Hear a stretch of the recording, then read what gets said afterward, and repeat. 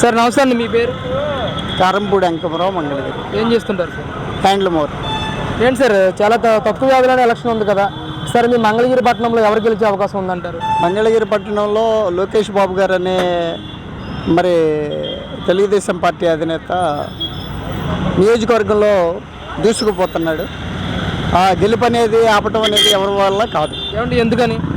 ఎందుకనంటే బీసీ బడుగు బలహీన వర్గాలకి అనేక రకాలైనటువంటి సంక్షేమ కార్యక్రమాలు పెట్టి, ముఖ్యంగా హెల్త్కి సంబంధించి, ఆర్థిక అభివృద్ధికి సంబంధించి, వృత్తికి సంబంధించి, చేనేత వృత్తికి సంబంధించి ఈ రకంగా చెప్పుకుంటా పోతే చాలా ఉన్నాయి.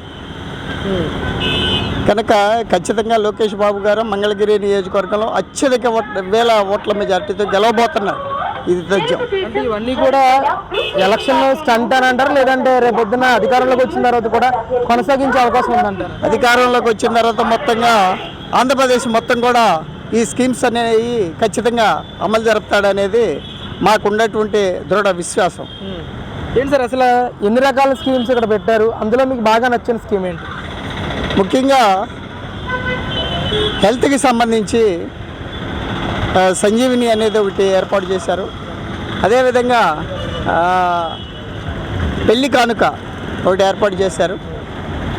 ముఖ్యంగా పేదలకి, బలహీన వర్గాలు చనిపోతే మరి చనిపోయిన వెంటనే మరి 5 నిమిషాల్లోనే ఒక 10,000 రూపాయలు ఆ కుటుంబానికి పంపిస్తూనే జరుగుతుంది. ఈ రకంగా చెప్పుకుంటూ పోతే చాలా ఉంది. అదేవిధంగా మంగళగిరి పట్టణంలో బీసీ పద్మశాలి వర్గానికి చెందినటువంటి వారికి ఆటోనగర్లో వేవర్శాల అనేది ఖచ్చితంగా ఓపెన్ చేశారు. తద్వారా కొన్ని వందల మందికి ఈ రకంగా జాకార్డ్ అనే మరి నైపుణ్యం కలిగినటువంటి వృత్తితో పద్మశాలీలు ఆర్థిక అభివృద్ధి పెంచేదానికోసం కూడా ఈ రకంగా తోడ్పడుతున్నాడు. కనుక లోకేష్ బాబు విజయం అనేది తథ్యం. అంటే ముఖ్యంగా ఈరోజు బ్రాహ్మణి గారు కూడా ఇక్కడ ప్రచారంలో పాల్గొంటూ ఉన్నారు. అసలు ఎలాంటి స్పందన ఉంది? ఏ విధంగా రిసీవ్ చేసుకుంటున్నారు మంగళగిరి ప్రజలు?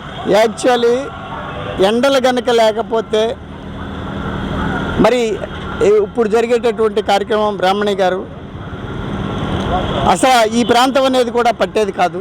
కనుక ఎండల వల్ల మరి ఇక్కడ ఉన్నటువంటి పరిస్థితి అనేది నేను అనుకుంటాను.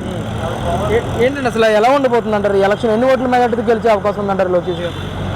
ఓట్లని చెప్పుకుంటూ పోతే దాదాపు నాకు తెలిసినంత వరకు 190,000 మెజార్టీతో లోకేష్ బాబు గెలవబోతున్నాడు ఇక్కడ మంగళగిరి నియోజకవర్గంలో. అంటే ఒకవైపు లావణ్య గారు ఉన్నారు, రాజకీయ కుటుంబం నుంచి వచ్చిన ఆవిడ.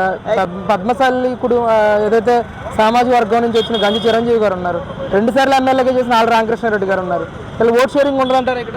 మొత్తంగా చూసుకున్నట్టయితే మంగళగిరి నియోజకవర్గంలో చూస్తే మురుగుడు హనుమంతరావు గారు 2 సార్లు గెలిచారు. ఒకసారి సర్వశిక్ష అభియాన్ మంత్రిగా చేశారు. అదేవిధంగా కాండ్రు కమలా గారు కూడా శాసనసభకు వెళ్ళారు ఒకసారి. వీరు మంగళగిరి పట్టణంలో బీసీ వర్గాలకి మరి ఖచ్చితంగా ఉపయోగపడలేదు.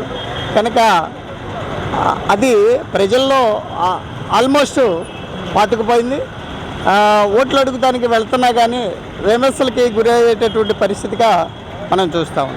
ఏంటి సార్ ఓవరాల్గా పోటీ ఎలా ఉంటుంది ఈసారి స్టేట్ వైడ్ కదా? స్టేట్ వైడ్గా ఖచ్చితంగా 150 సీట్లతో చంద్రబాబు నాయుడు గారు విజయం సాధించబోతున్నాడు.